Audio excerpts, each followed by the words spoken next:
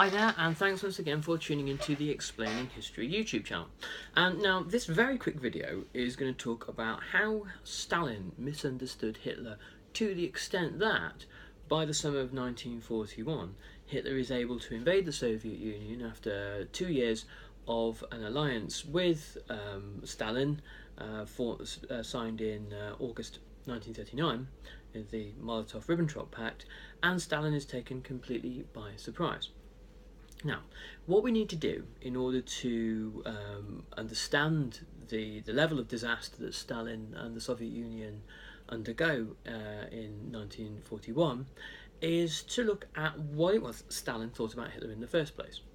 Now, in the mid-1930s, Stalin was under no illusion that an immense threat was faced by the Soviet Union from Germany. He had three countries in mind that he specifically distrusted: Germany, Japan and Poland. He thought that there would be invasions from one, if not all of these. One of the reasons for the terror from 1936 onwards is that Stalin believed a war was coming, and he believed that very quickly he had to kill off any internal dissent, because these would be the fifth columnists. These would be the people that would rise up and help the invaders. And he was of the opinion that if you kill 100 innocent men and get one guilty one, then that's pretty good odds.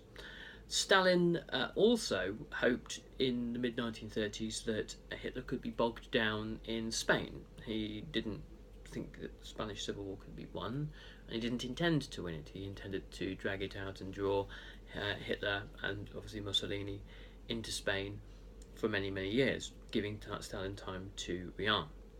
Stalin had managed to score an epic own goal by killing off large parts of his officer corps during the terror, and it's the later purges, really, up until 1938, that the large numbers of soldiers, high-ranking soldiers, are killed, particularly military innovators like Tukhachevsky, who was an innovator in tank warfare.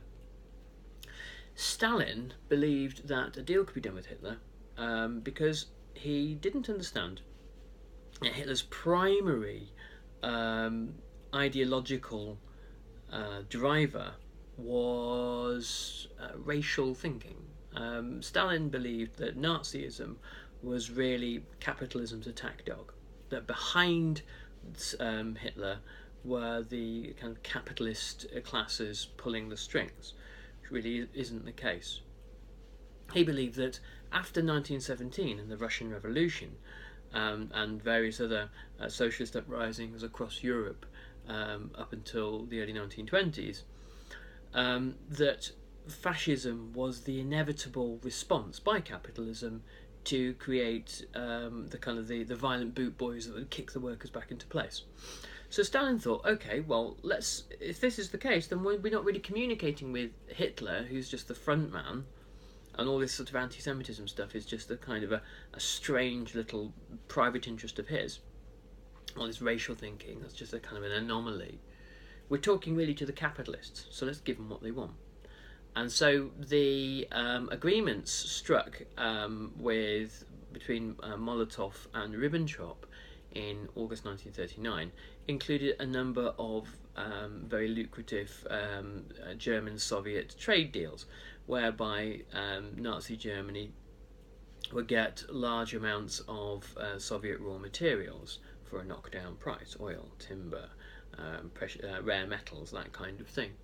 And Stalin thought, well, this is how we keep them sweet, so we can get ready to defend the motherland and plan, obviously, eventually for a possible invasion of Europe, because Stalin had all sorts of plans to march the Red Army into Europe at the same time. He is in disbelief when reports in June 1941 come through that the Nazis have attacked. He has a defector from Nazi Germany who crosses the Bug River in Poland to the Soviet side to warn them of an attack. He has that soldier shot. He retires to his dacha outside Moscow for a few days, the first few days of the attack, in some kind of nervous breakdown, realising that he's been utterly duped.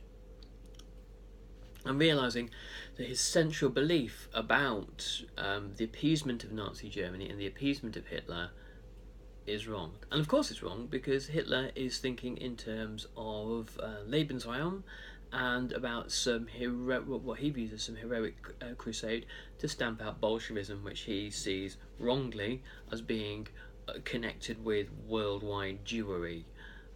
So there you have it. Trying to understand Hitler from a Marxist perspective, which doesn't work, because Hitler is working on an entirely different set of ideological rules. Thanks very much, and remember to subscribe. If you like this video, like it, and leave your comments underneath, because it's great to have a conversation after we've finished. Thanks very much, bye bye.